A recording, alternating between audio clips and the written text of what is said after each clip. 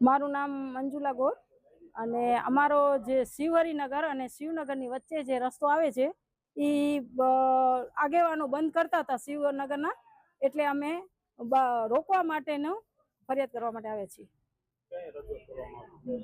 પહેલે તો અમે નગરપાલિકામાં ચીફ ઓફિસર દીધો, પણ ત્યાં પણ કોઈ લોકો હતા નહીં।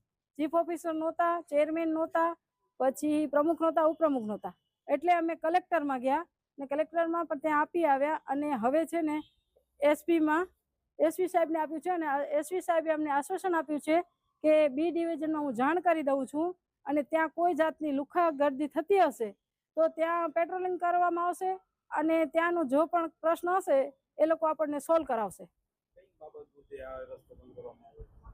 આગેવાન લોકો એમ કે છે કે ત્યાં લુખાગીરી થાય છે, તો લુખાગીરી આજ દી સુધી અમને ખબર નથી અને અમને જાણ પણ કરવામાં આવી નથી કે આ લુખાગીરી થાય છે કે શું છે, તો અમે સાથે મળીને બધું કરત, પણ આવું કાંઈ હજી સુધી જાણવા નથી। અમને પ્રોબ્લેમ એ થાય છે કે અમારા બાળકો સ્કૂલ જાય છે, બરાબર છે, અને અમને જો ના રસ્તો બંધ થવાથી અમને 3 થી 4 કિલોમીટર ફરી અને સ્કૂલ બાળકોને સ્કૂલ માટે જવું પડશે।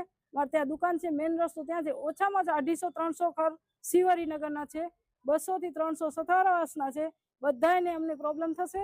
અને જો લુખાગીરી થતી હોય તો હું સાહેબને વિનંતી કરું છું કે ત્યાંની તમે પેટ્રોલિંગ કરાવો ને જોઈએ તો કેમેરા પણ મુકાવો તો અમને ખ્યાલ આવે, અને આવું કાંઈ થશે તો તમે તેનો રસ્તો પણ કાઢો, પણ અમારો રસ્તો બંધ ન થાય એવી અમારી વિનંતી છે।